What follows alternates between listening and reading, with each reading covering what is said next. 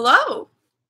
So, I don't even really know what I'm going to talk about. I haven't been uploading as regularly as I would have liked because I've been dealing with some of my own shit. And so, but then I was like, but I really only upload whenever I feel inspired. And like the fact that I haven't felt inspired has completely messed with my upload schedule. And I think this is something that NFJs get themselves into, where we wait for the inspiration to hit right before the motivation gets there.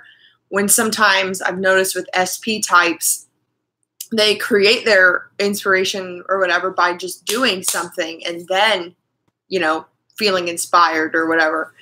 But so I didn't want to get in that trap, and I was running through my head like 15 different video ideas that I sort of felt like I could talk about.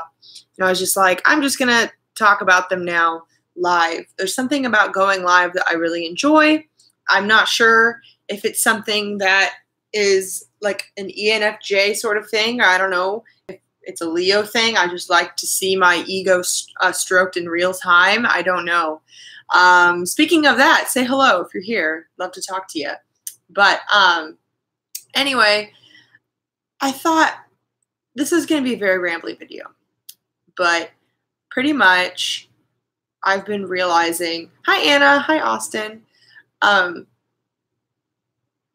So the solar eclipse in Leo just happened, and whether you like astrology or not, or if you believe that eclipse impact people, it's been interesting because I've been noticing a lot of my friends and people in my life have all had a pretty major transformation over the weekend. So I'm curious if any of you guys have felt that as well. But I've been talking to some friends. I know about 5 friends who have had like a relationship drastically change. Either they broke up or they got together, or something just completely shifted where the relationship is no longer, will never be as it was. And I found it funny because for me, I had a really amazing weekend, a very blissful weekend. I've been hanging out with my girlfriend a lot, and everything's just going freaking smoothly. And what's strange for me is that that is almost my transformation, in the fact that like I'm not used to that. I'm not like used to things going smoothly. And then I was thinking about how it's been such a habit for me for several years. With my SI blind spot and me valuing NI, I seek growth so much that I never give myself a chance to rest. And rest in itself, the fact that I was resting over the weekend was weird for me, where other people might be like normal. But all I did was listen to music and eat Indian food and relax. So David, oh, it was one for the record books. Interesting. Yep.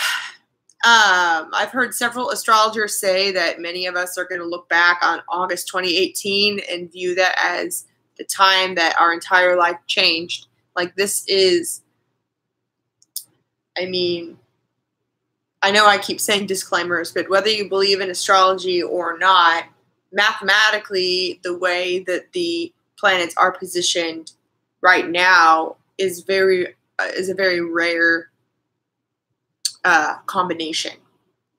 So, yeah, Austin saying as a Leo that you felt it. Since the energy wasn't Leo, it did hit Leos more.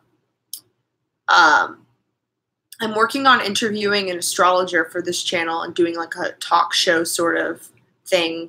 There are a couple in mind, trying to set that up because I think it would be really cool to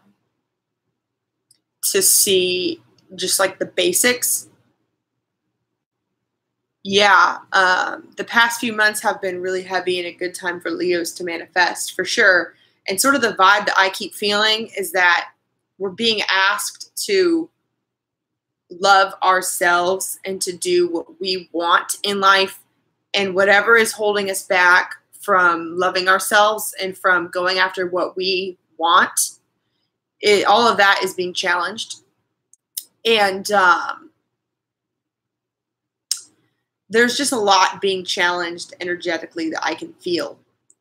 And it's comforting for me as an ENFJ to talk to other people who are feeling this energy too, because it makes me feel like I'm not alone. And it also helps me sort of see the patterns of the lessons that I've been learning, and also realizing that like my lessons are collective lessons. Like they aren't just my lessons. And so that's been helpful. But another thing, there's some hashtag ENFJ thoughts.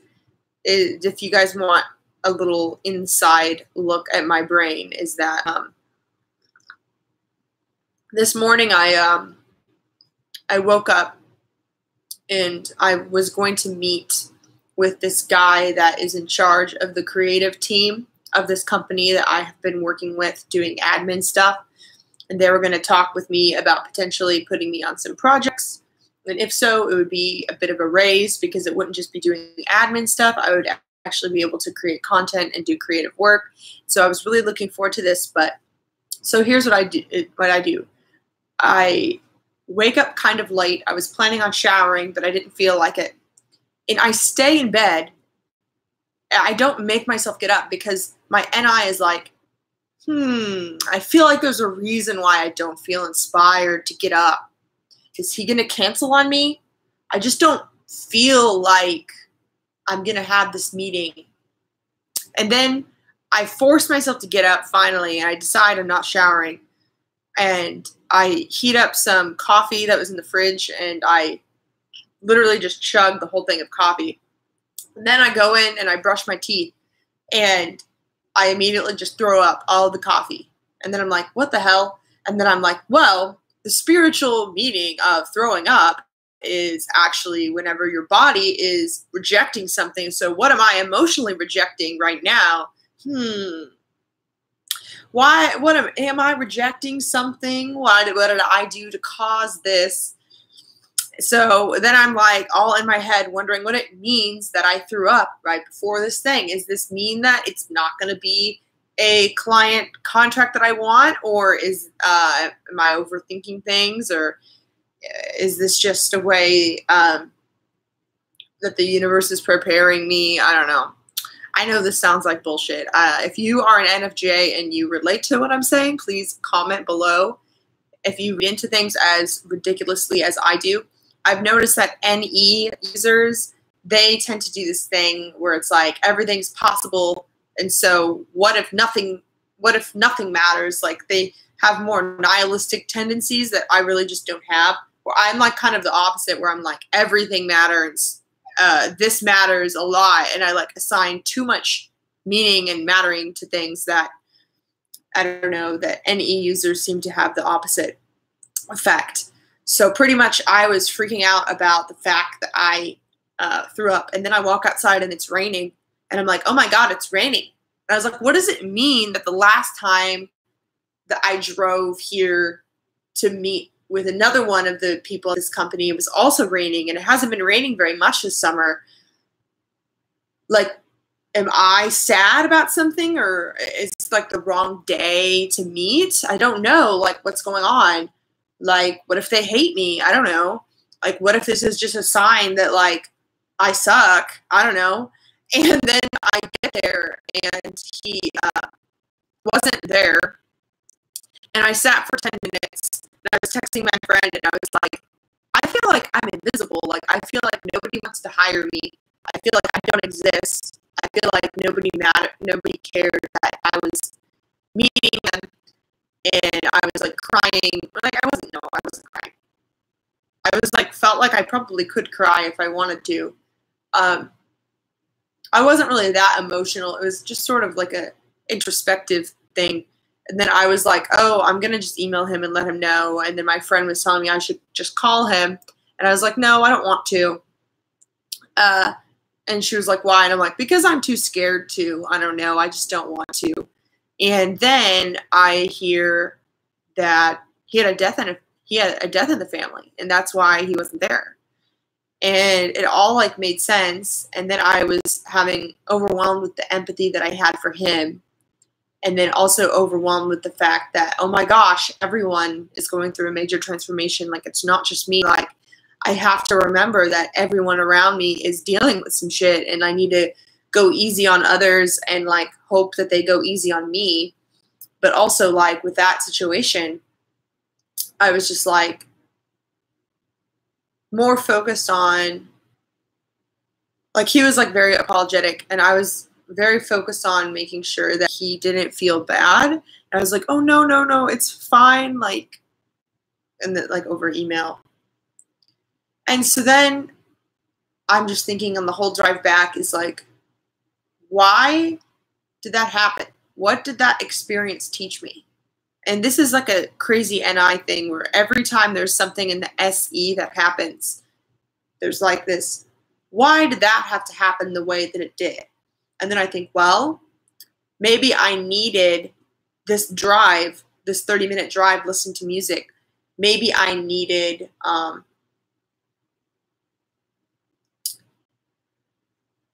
don't know, maybe I needed to process those feelings. Maybe there was something I needed. And then I looked back like, well, the first time that I got a job that I was nervous about getting, I drove to the location and then they didn't end up being there. And then the next time we met, everything was great. And so I was like, well, maybe that's just a thing. So anyway, I'll be done talking about that pretty much. For those of you that are just popping in and confused, I'm sorry. I'm just telling a story about how much that NI users create meaning. And I know I've spoken to ENFJ friends that do this as well. But anyway, a couple other things I've been thinking about. Let's see. I've just been trying to process and trying to figure out how I can receive love, and how whenever I'm able to receive love, then it makes it so much easier to give love, and it makes it so much easier. Hi, Julie. Hi, Constanza. If anyone has any questions or topics they want me to talk about, feel free to just jump on.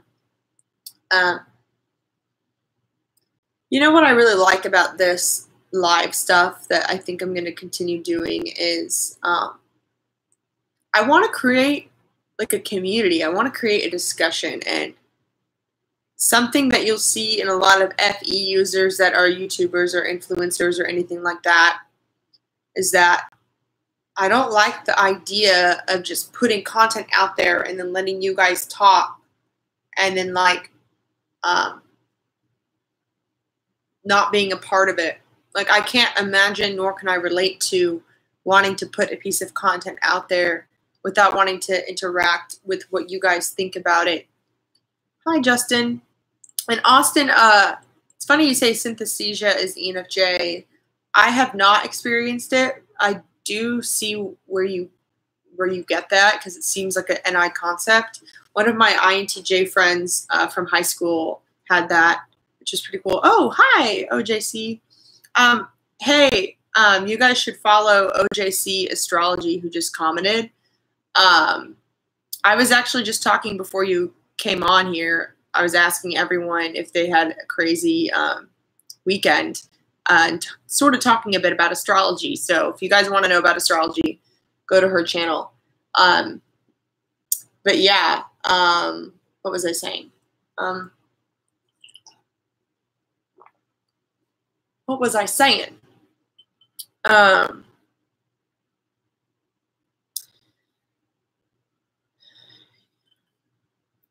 sorry. I forgot where I was going with that. Oh, about like receiving love. I was talking about that a bit. Oh, I'm glad this is fun, Joe. I hope that things are going well for you. Oh, I know what I was saying is that, okay, there are some people on YouTubers know it's not my cult. I do think that FE is way more of a cult leader than like a TE thing. But yeah, I just can't relate with putting any content out there without wanting to know what people think about it, because whenever I have the desire to share, it is the desire to connect It's not the desire to tell you a thing or two about what I think or something, which is what I get from NTJ and NFP sort of YouTubers. Yeah. Oprah Winfrey Show. Yeah. I don't know. And like sometimes I get down on myself. I'm like, I'm such like an ENFJ, like Leo, like attention whore, like attention seeker, which like, but like my motives are fucking pure. Okay. Like, I don't know. Like, I am so mean to myself about that. And I'm mean to myself about the fact that I have the desire to connect with large groups of people. And I don't really know what the purpose of that is. And I don't know if anyone has any thoughts on that, or if that's an astrological thing, or if that's a Myers-Briggs thing, if other ENFJs think that. But I just feel like my desire to be in the spotlight is pure, and I don't know why I feel that, but I guess I would encourage everyone and myself, like I would love to take my own advice. I would encourage you to not gaslight your desires, because people have different desires. It was funny, I was talking to a client of mine for one of my one-on-one sessions, and she was talking about her desire to create a YouTube channel about like telling the stories of minorities and other oppressed groups or other just like forgotten people in like a funny, lighthearted way. And she was telling me about that, and I could tell just how up close she was to that desire. And she felt like it was something that everyone had. And I had to tell her, like, no, girl, like, I know so many people that want to make YouTube channels. I've never heard anyone say that specifically. And that's sort of the thing, is I think that whenever we get so up close with our desires and what we want, we feel like we get too close to it and we just shame ourselves for having the desire. It's like, oh, I don't know, that's a silly thing to want or whatever. It's like, no, like it's very specific to you actually. And that's what I try and tell myself. Because I think a lot of people that maybe say they want to be famous or they want to have a following, they do it for other reasons or for like an ulterior motive. But it's some people have a pure motive, and I would say that EJs in general are like the leader types. Like EJs are good at leading, EFJs are great at having followings, and ETJs are great at having like an empire, pretty much. Well, an empire, I guess, could be a word that's applied to TE or FE, but when I think of TE, I think of like having like a foundation or a nonprofit or a business or like something like that. Which I think that, you know, not to say FE users won't do that too, but I think an ENFJ or an ESFJ is going to be more focused on starting a movement, and then the business part will just be supporting the movement. Where I think that an ETJ will want to create like a business or whatever, and then like the movement might come after the fact, but both of them will do, you know, the thing. Okay. Let me read some of these things. Julia, are you an ENFJ? I want to know. Yeah, an OJC Astrology, who's also an ENFJ, has that Leo energy. A lot of you guys got some Leo going on. Yeah, Shania, if your Mars is in Leo, you might be feeling kind of unmotivated these days because the Mars is in Aquarius and in retrograde right now. So that pretty much means that your drive is kind of like afflicted and you might feel kind of stuck, but I would encourage you to just try and feel your feelings right now, and don't try and move too quickly. Don't try and push the universe more than it's like wanting to go right now. And what it kind of reminds me of, and I'm curious, anyone in the comments that knows more about astrology perhaps than me, correct me if I'm wrong, but like whenever my grandma passed away in March, it was really hard for me. And I remember right before she passed away, I was talking to a friend of mine. Yeah, Julie, we have like 5 or 6, I think, retrograde planets, which is like very introverted sort of planets. But yeah, when my grandma, she had cancer, she has had it for like over 3 years, and she lived with my family. And so I pretty much like saw her slowly die. I was there. I witnessed her pass. And right before she passed, I knew she was about to. And she actually died on the Pisces new moon exactly, which was crazy for me.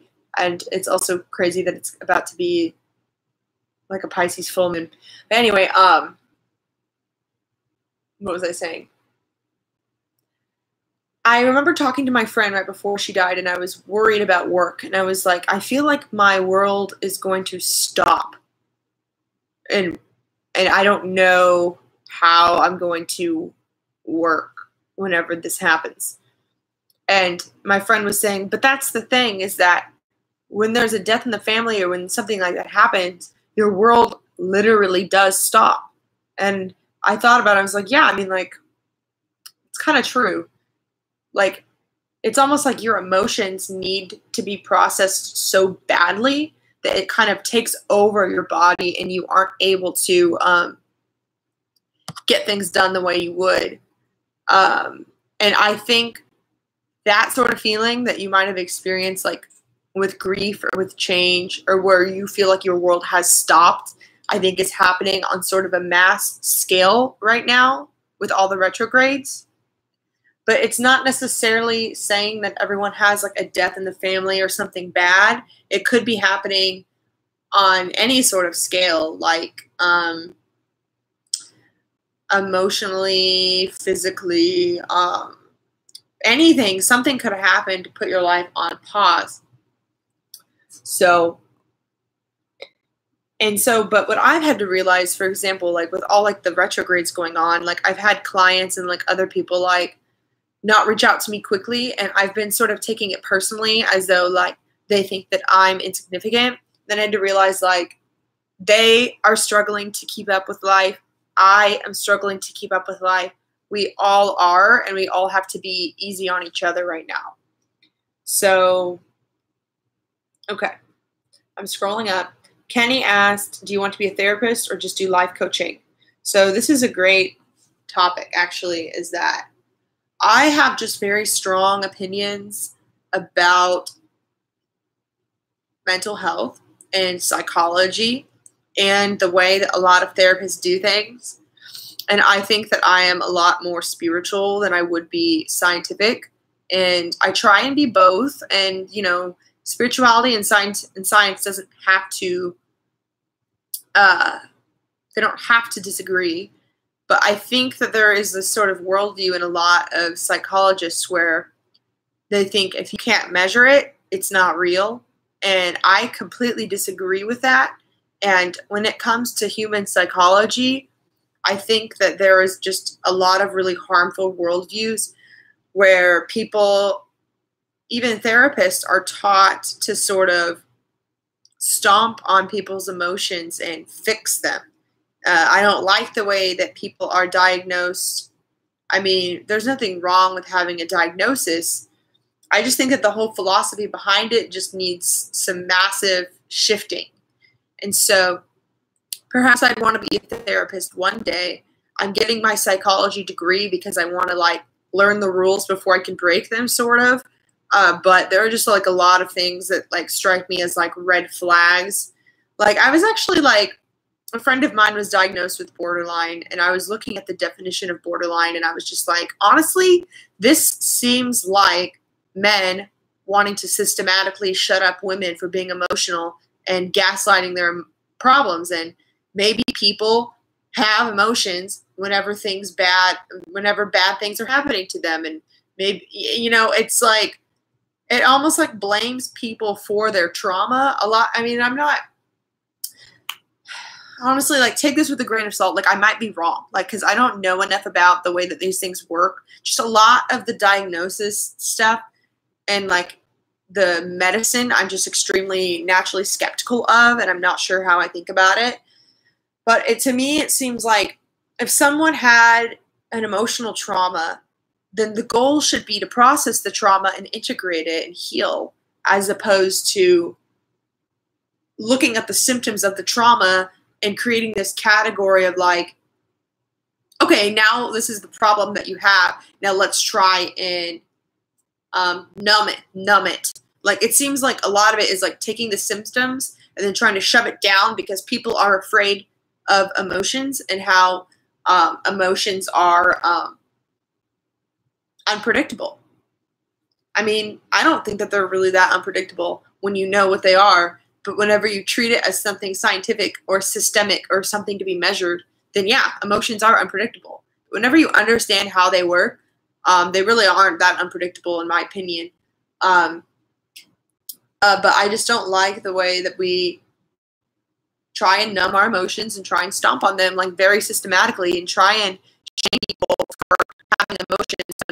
I just don't like the way that process is. So let me see if anyone's saying anything. Yeah. Yes. OGC says it's hard to heal, especially if we believe that we're broken. I think that's the problem. Yeah, like a friend of mine who I was talking with, she has like a soulmate connection and she's very, very fucking psychic, and she like can do tarot readings and all this stuff. She also had like a broken home. Like, she also has a lot of trauma to deal with. She's also only 19 years old, and she was diagnosed with borderline, and she was numbing her emotions in front of me. And then she told me, she was like, well, I just think that honestly, a lot of what I'm saying right now is just like my borderline talking. And it broke my heart. I was just like, no, like, that is like your heart. Like, that is you. And, you have, and maybe this is unpopular opinion. I was like, you have borderline because you're shoving your emotions away. And I know that it is hard to deal with, but you have to go within your emotions and love them in order for those symptoms to go away. You can't just abandon yourself like that. And I don't like the way that some psychologists, and I mean, it seemed like her therapist even like sort of planted the idea in her head that like her emotions were wrong. And I just don't like that. Yeah. And,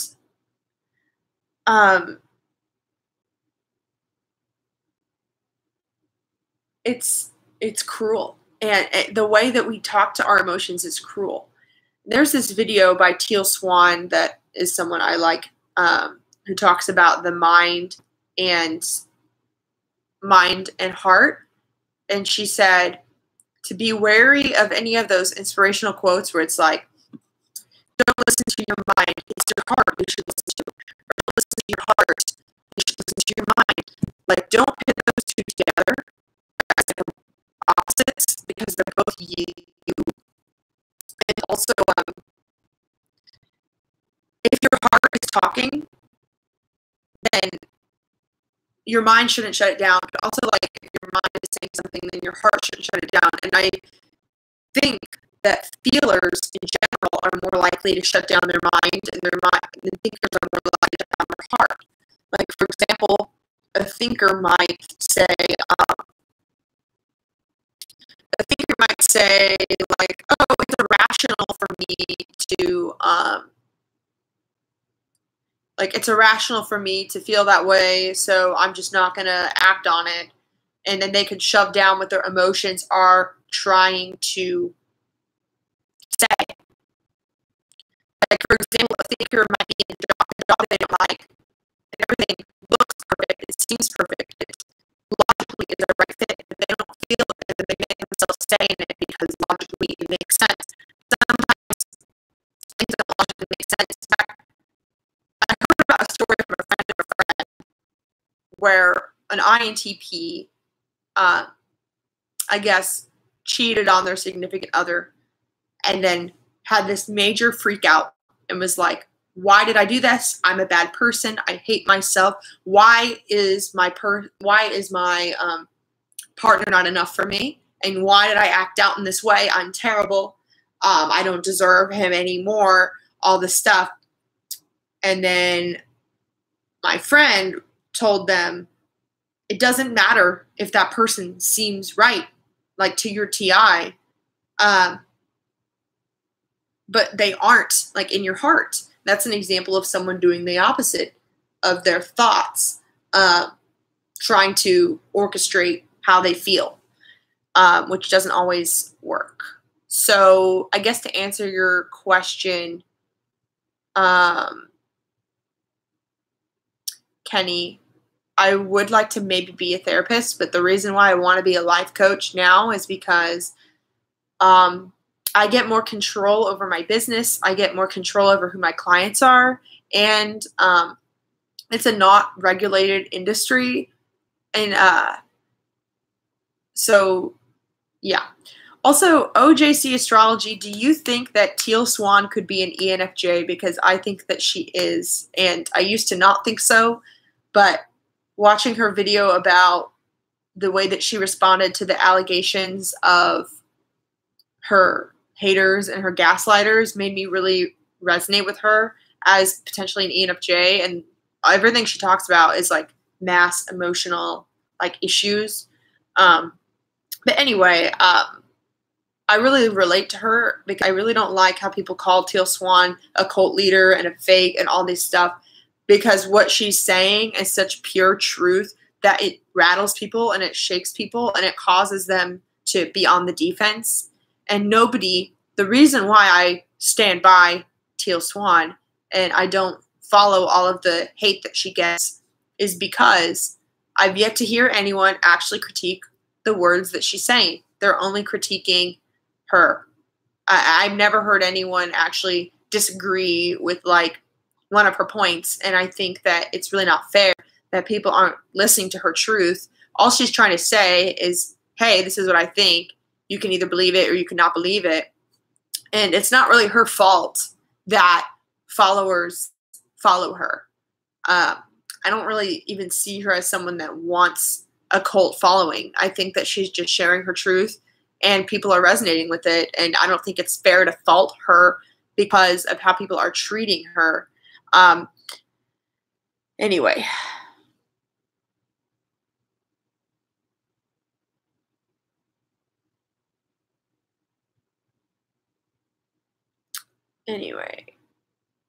Yeah, I understand why people don't like Teal. I think she's not for everyone, and not everyone has to resonate with her views or her energy or her vibe. Because, for example, Infinite Waters is another YouTuber I watch. And I just don't vibe with him. I don't dislike him. I just don't watch him. So, yeah. I agree. I think she's brilliant. I used to think that Teal was an ENTJ until I realized that I think that she is an ENFJ that just has completely mastered very strong TI. And Kenny, I understand when you're saying she takes essential psychological, philosophical concepts and puts a spiritual twist on them. Yeah, for sure. And I think that it's kind of what I'm interested in. Like, I would love to make videos sort of like her someday. Anyway, I'm looking. Oh no, I haven't checked out Flight Boss. I will make a note of that.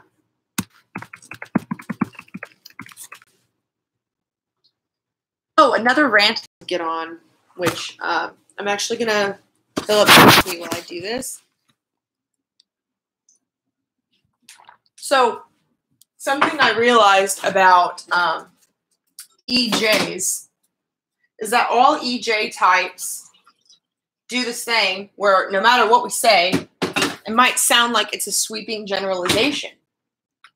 And I realized that some EJ types do make sweeping generalizations, but some do not.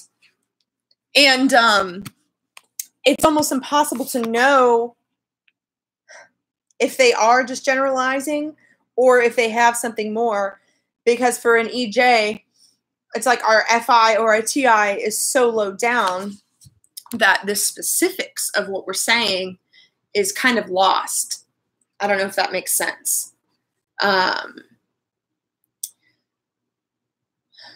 So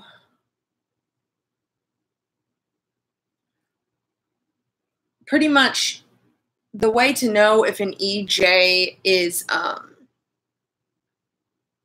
generalizing or has something deeper is to ask them how they got to that conclusion.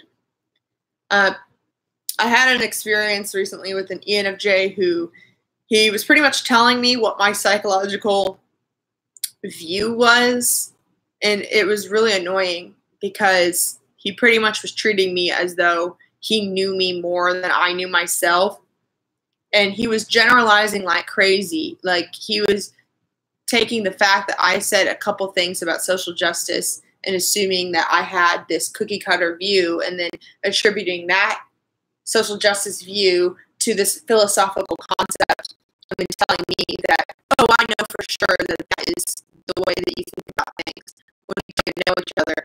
And so it was wild. And I was thinking about that. And he pretty much was making all these generalizations about me, and it really bugged me. I was actually talking to Crystal, my ENFP best friend, and I was like, how come I don't do that? And she was like, because I've trained you. And I was like, oh. She was like, I trained you to use your TI like a P, because Ps who use TI or FI, they know what their position is. I'll be right back.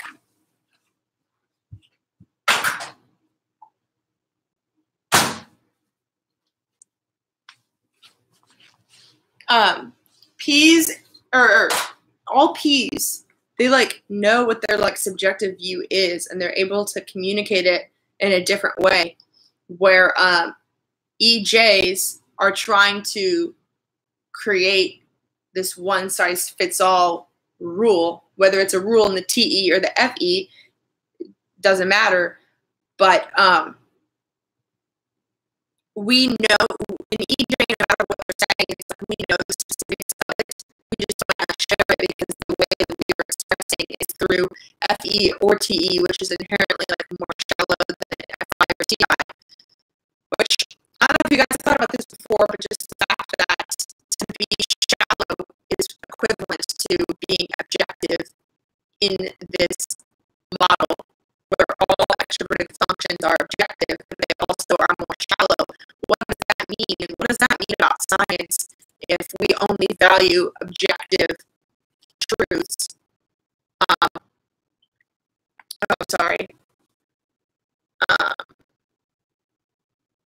What does it mean about science if we only value the objective truths that could be proven? Does that not mean that it's kind of shallow? Because that's what I might think. I would like to get more into numerology. I recently watched a video. I would say that NFJs are probably typically high in conscientiousness. That's one that I have swayed on multiple times. It depends on the day.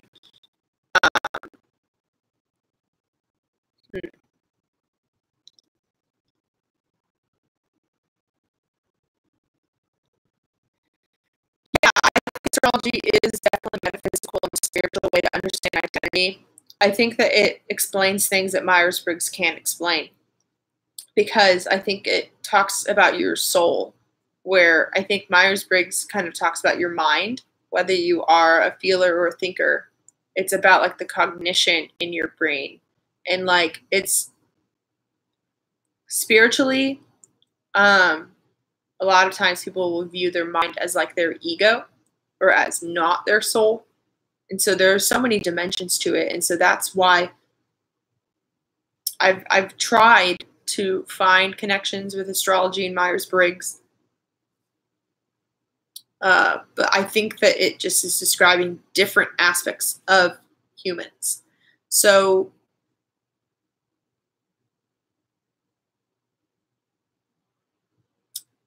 yeah, I'm the same with OJC. My N is like extremely high. And I feel like that's maybe why I relate to you as well, because like not all ENFJs spend this much time analyzing the intuitive realm. A lot of ENFJs will just use their intuition to support whatever pursuit they're doing. But it's like when an ENFJ's pursuit is extremely intuitive or whatever, then like they kind of have to use it more, which makes us feel even more misunderstood. But so C Stank 5, what MBTI types watch Megan's videos the most?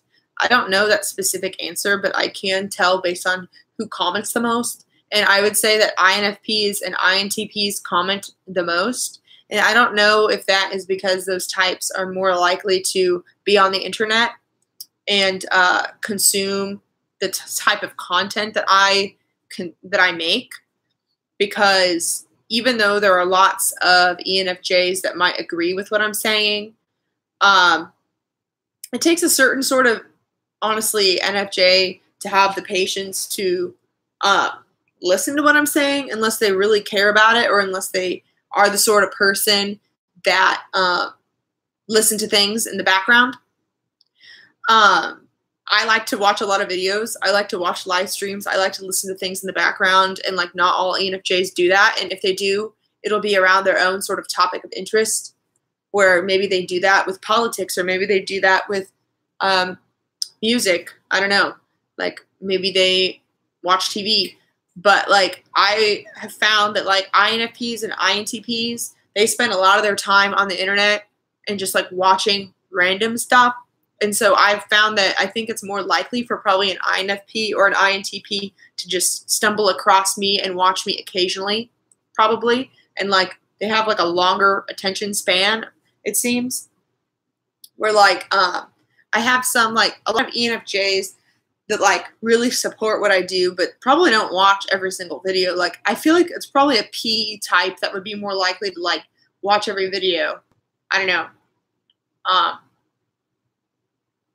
I don't know why that is. Honestly, I wouldn't watch every video. I'm not my target market. I don't really know why people watch me, which I think is probably why it's hard for me to like believe in myself. Yeah.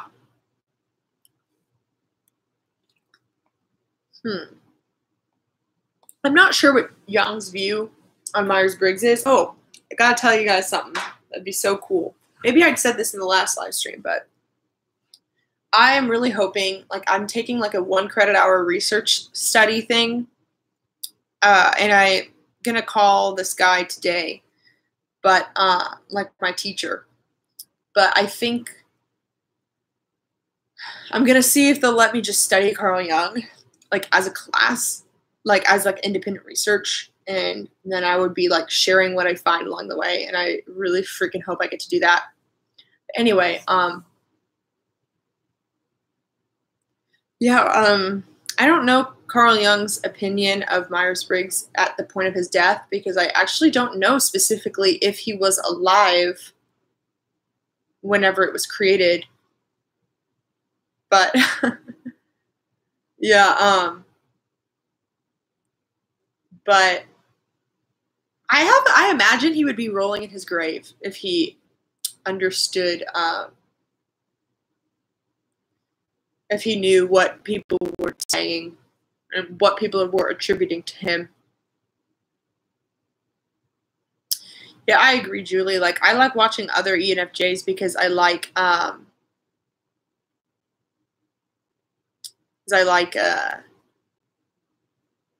knowing that other people like me. So I very much think that NE users, okay, I really think that Carl Jung is an INFJ And the Myers-Briggs is this sort of NE and TE oversimplification, cookie cutter thing of his idea.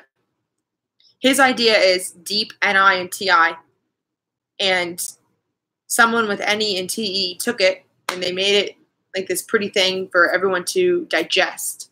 And sorry if I sound biased or mad about it, but like I kind of am. I think that there is no NI in the system and there is no TI in the system. I've heard that Carl Jung in an interview said that he used TI, but I don't think that, this is why I don't think he was alive during the 16 types thing. Carl Jung would probably be a thinker in Dave Superpower's way of typing, where I think he would be NI and TI. He doesn't seem to use FE as much. I made another video actually about this where I used the book Psychological Types as a view of why I think he's using extroverted feeling. I think that the book Psychological Types is packed with NI and TI, and he used FE and SE to go out and get his research about people. So when you were to, if you were to meet him, he wouldn't be a super outwardly feely INFJ, and also a lot of INFJs aren't even really that emotional because their TIs can be pretty strong. So that's my take on it. Yeah, exactly. Anyway.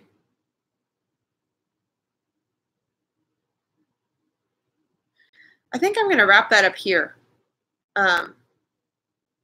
This was very rambly. If you've made it this far or you're here now and you feel inclined, I don't know why I need so much freaking validation. I just don't know why people like listening to rambly things. I also don't know why I feel called to be rambly. So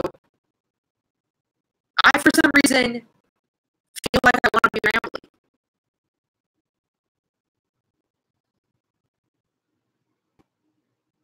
I don't know.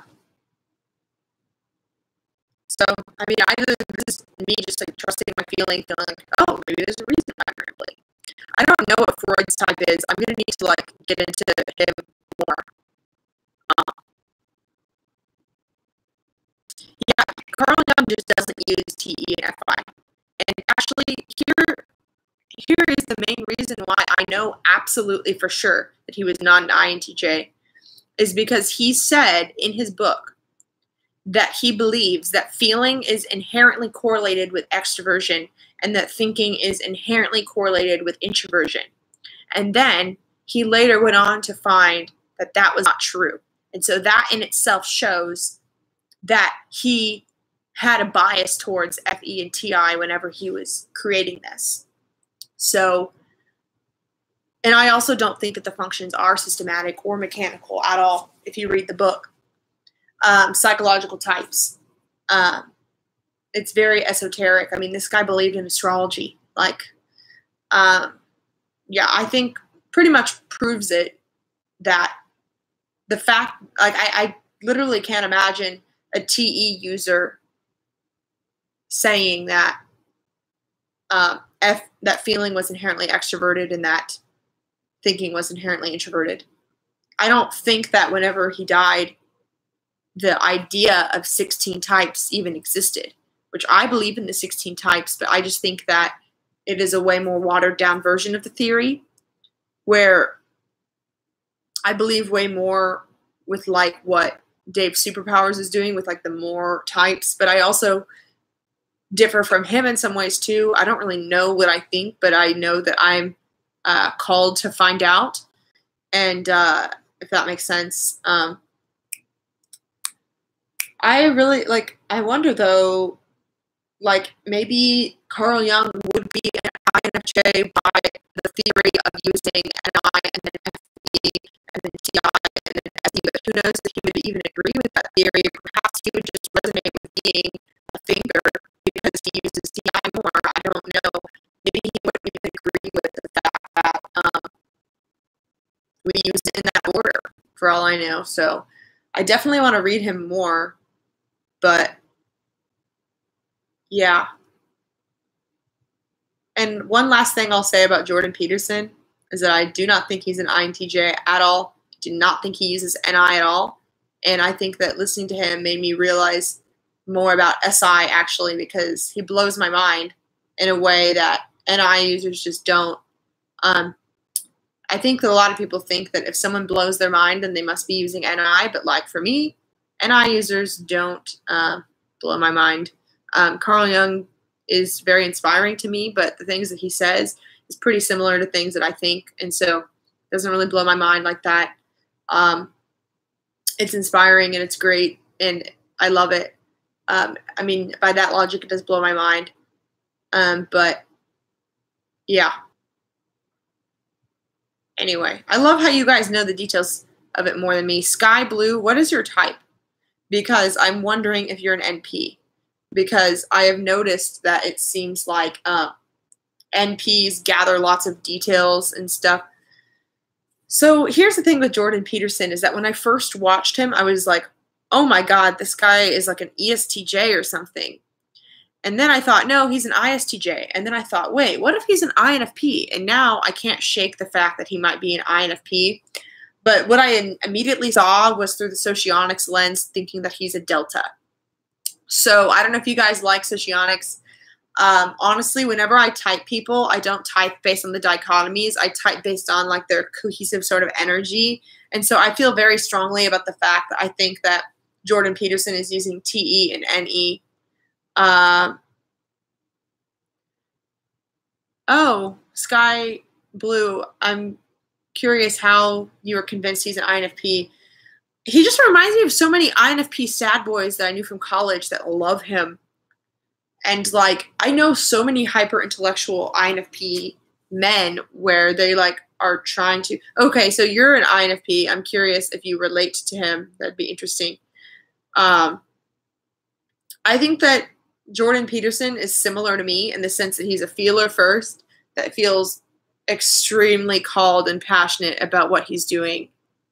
And so he's just doing what he can to get it out there. I think that he has activated his TE in a very similar way to how I've activated my TI. And so by that logic, I do relate with him.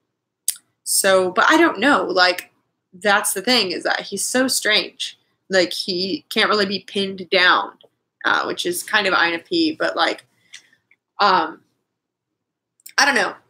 That's what I think, because I can't unsee it. And maybe that makes me biased, but whenever I get like that and I'm just like, I can't unsee it, it's hard for me to see something else. And I think that's like me being an NJ. Like, I just get stuck. That's the thing, is like, I am a feminist, and I'm a feminist who is kind of a fan of Jordan Peterson, which is kind of weird. I think that he's incredibly misunderstood because his SE sucks. Like, he doesn't understand how things seem. Like, I watched this video. I think he trips up a lot. I think he messes up. I think he says things that to the FE and SE, it sounds bad. Let me find this video, actually. I don't know if anyone cares about this, but Russell Brand, I believe to be an ENFJ, and the way that he was interviewing Jordan Peterson made me believe that it was like an ENFJ, INFJ sort of interaction.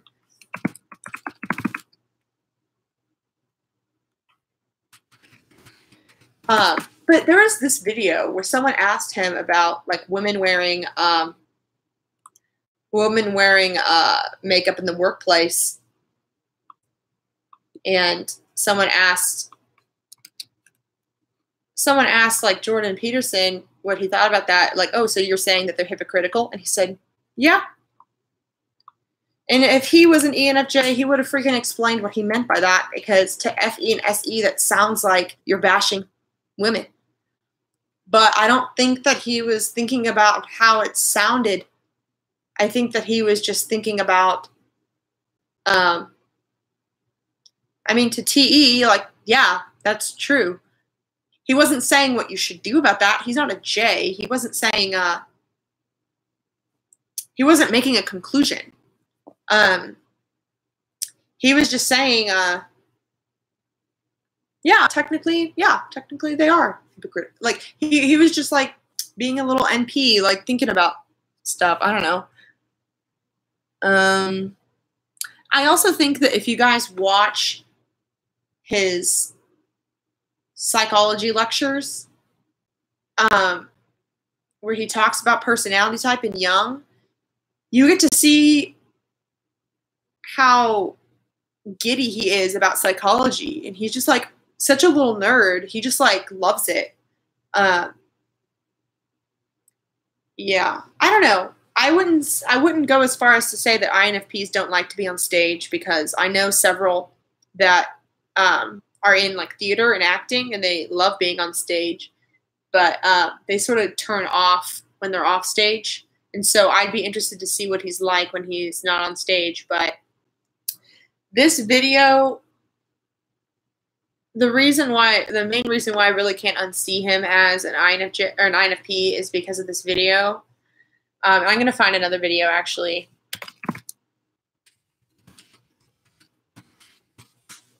Is because Russell Brand was asking all of the questions that I had. And Jordan Peterson was annoying me in the same way that INFPs have annoyed me whenever I've tried to argue with them. So this video that I just shared is, oh yeah, he is so convicted with FI. I just shared this video of Jordan Peterson's beliefs about Carl Jung, and it was also very telling to me because I think that it shows how baffled Jordan Peterson is by NI. And I think pretty much proves that he's not an INTJ, because the way he describes Carl Jung is bloody terrifying. He answers questions that nobody even asked. And that's kind of a slap in the face to NI, because NI has those questions. Whenever I read Carl Jung, I'm like, oh my God, it's the answer to the question that I've been having my whole life. But an INFP is not going to have the same questions that an INFJ had. And so I think, in fact, the way that Jordan Peterson talks about Carl Jung is the way that I feel about Jordan Peterson. I feel that he's very intelligent and he answers questions that I didn't know that I had, because he is engaging with NE and the TE that I don't notice. So those are pretty much my beliefs. So hi Jewel, how's it going? Yeah. Sky says you love talking to groups. Yeah. That's the thing with astrology too, is that both my ESFJ mom and my ESFJ sister are both Capricorns, and also my ESTJ grandma is a Capricorn too. So, but then also my ENFP best friend is a Capricorn. So, yeah. Last thing I'll say, oh, Sam Harris. I need to look him up. I haven't actually watched him speak. I just know a lot of his ideas, and I've heard of him. But from what I can tell about him, he does seem sort of like an INFJ, but perhaps one that I wouldn't all the way get along with, just because I'm extremely spiritual. Oh, I'm egalitarian for sure. In fact, I would say that word probably describes me more than feminist. I just think that I'm also feminist. I think that people overcomplicate what the word feminism or feminist means. All it means is that you want equality for women. You want women to be treated as people. Like, done. Like, of course. Most people's arguments against feminism is really arguments against the arguments and principles that specific feminists have used, but not the definition, if that makes sense. Like, maybe you know a specific person who is a feminist that you disagree with. That doesn't mean that you disagree with feminism. But about extroverts and introverts, that is also so complex. I have a video about the definition, or about how I view those things, that if you want, I can link below. But You should be able to find it easily by just searching Megan Lavoda extrovert introvert. But I view mostly the functions, and I think about which ones you use first. I don't like to even think about a person's gregariousness as being extroverted or introverted, because that stuff can change over time and based on times in your life. It's funny, like the INFJ that I'm dating, we have very similar energy levels, which is interesting because she's an introvert and I'm an extrovert. But we both have the same philosophy of, like, if there's something going on in town, if there's a festival, if there's an art show, if there's a free concert, whatever, we are always down. But we are also always down to skip it. I don't know, like, what that is. Or a lot of people would say, oh, that means I'm an ambivert. No. The main difference, though, I see between me and, like, dating an INFJ is that I am way more sure. I plan ahead way more. I'll say things like, what are you feeling today? Do you want this to be like a lazy day, or like, do you want to go get food, whatever? And she's like, I don't know. Like, I just woke up. Jeez. That's sort of like the main difference I see between me and an INFJ is I'm more decisive because I use extroverted feeling first. And INFJs need to process the sensory information before they can, or sensory, they need to perceive like their intuitive world before they can make a conclusion. So,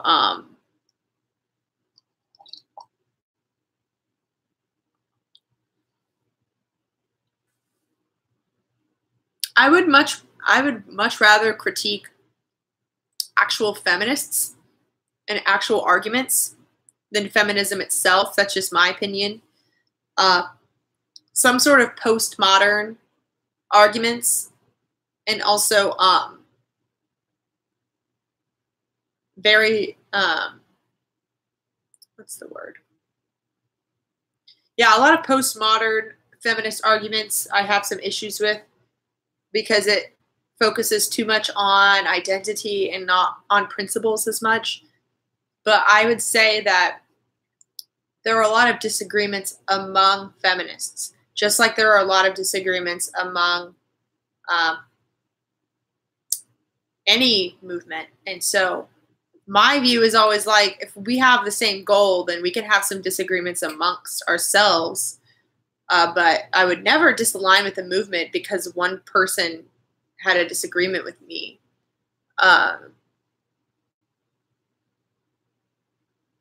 Yeah, Sky Blue. I do think that Peterson does use NI a lot, but I think that his ideas are NE and it's like supported by decent NI.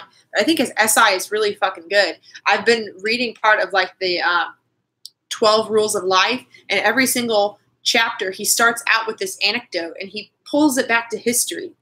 SI is always like the origin of this word is blah blah blah, or like SI is just like obsessed with the origin. Like he like went all the way back to like Adam and Eve to explain how men and women work, and that's just not what NI does. Like, sure, it can. Everyone can do everything, but NI is way focused on now. Yeah, exactly. He researches the hell out of everything, and I think he's consuming. Like, I'm amazed that he's like a database of info, which is what the way that I view deltas in socionics, STJs and NFPs. I feel like you guys are like fun fact machines. I just don't get it. I can never keep up with that. Like, you are listening to me talk about feminism right now, and like you notice how I'm not talking about the origin of feminism. I'm not talking about specific people. I'm just talking about ideas. I'm talking about NI, like the specific ideas. I don't know how to trace them back in the way that SI users do. Anyway, this has been really fun. I think I'm going to get going now. Yes, exactly. I believe he's an INFP. And Jewel, I think that, yeah, what you're saying about a lot of people say INFPs later in life become libraries and madly intelligent professors. That's absolutely true. I view him as like the sort of like nutty professor, like kind of crazy. But like, I think his SE is so bad, and that's why he says things that rub people the wrong way, because I don't think he understands the impact of his words. I think that he just thinks, oh, I'm just thinking, I'm just musing about stuff. He doesn't understand, like, even though I, by principle, relate to his argument about, like, the Canadian law about, like, a lot of people say he was hateful towards transgender people. I agree with his point. But I never would have said that, because that's just straight up insulting to trans people. The way that he said it was just terrible in the FE and SE.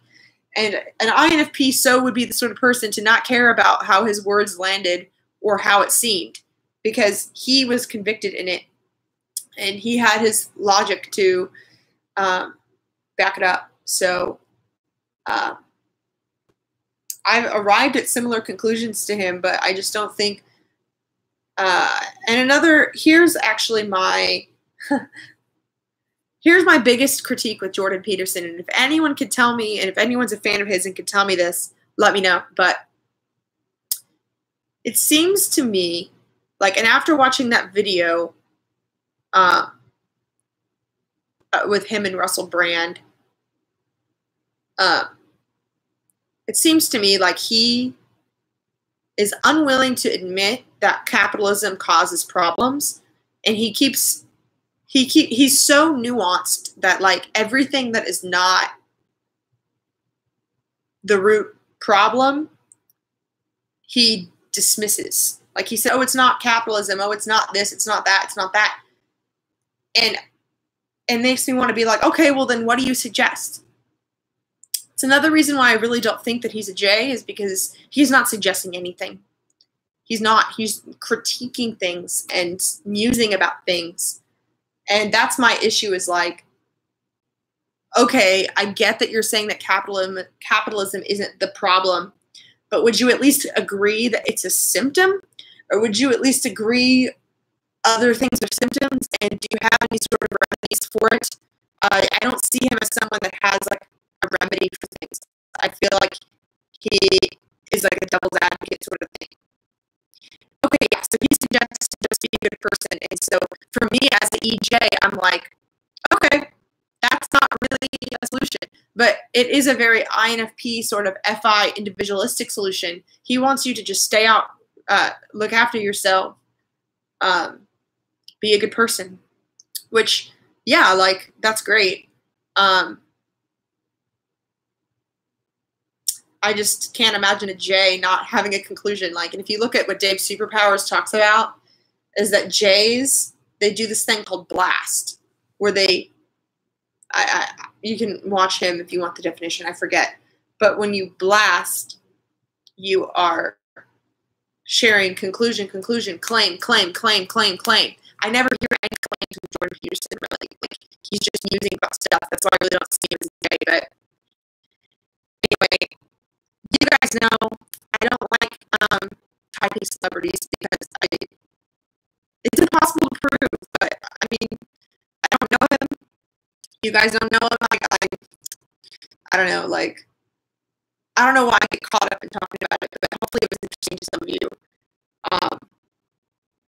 Anyway, thank you so much for watching this video. I've got to get going. Yeah. Yeah, I think also, like, my NI, like, I feel like Jordan Peterson misses the point in some regard, in a lot of ways, but I don't really know how to explain it. I just know that I think that his SI is really freaking smart. I think that people that think that he is an NJ probably aren't NJs. I think that they just think that he's really smart, and they attribute that to being an NI user. I would like to meet an INTJ that thinks that Jordan Peterson is an INTJ, and I would like to hear them give me some arguments, because I've never heard one. I've only heard NPs saying that he's an NJ because I think he's so smart. But really, it's an NP that has decided to go back and use SI to actually support your NE and actually be able to make claims. So I don't know who Cassandra Complex is, and I don't know who Thomas Malthus is, but those are some people that I'm going to look into. And yeah, that bill did compel speech, and I did not like that. And even as someone that is an activist for trans people and underserved people, I don't think that he did a great job communicating in the FE and SE what his actual problem was. And I think that it seemed like he was just mad about it, and he didn't even think to use FE to think about how it might seem to other people, and he could have communicated that better with FE and SE. Anyway, this has been fun. Interesting. You think Bernie's an ENFJ? I can maybe see that. I have typed him personally as an ESFP. I think his SE is just like, whoa. He's just like screams a lot, but his NI is also good. So, and I'd say his FE is pretty good, but this has been fun. I appreciate you all so much, and I will likely do this more often. So thank you so much for sharing.